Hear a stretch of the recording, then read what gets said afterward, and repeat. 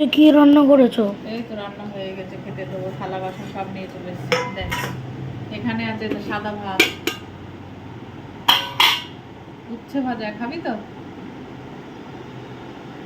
মুখে বল, খাবি না? উচ্ছে ভাজা খাবি?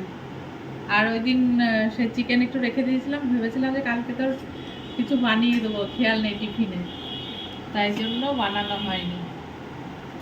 আর এখানে আছে, এইটা আছে তোমার পেঁপে আলু দিয়ে একটা ঝোল মাখা মাখা, কারণ দিদুন বাড়ি নেই, তা আমি আর তুই খাবো, কে খাবে আর, এই কারণে এইটুকুই করেছি আজকে।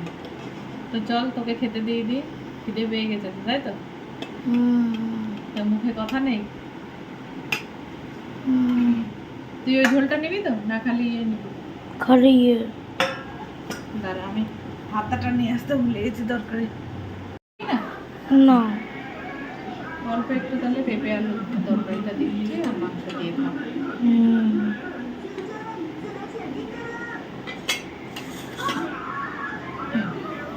গরম ভাত, হ্যাঁ, এটা দিয়ে খেয়ে নি।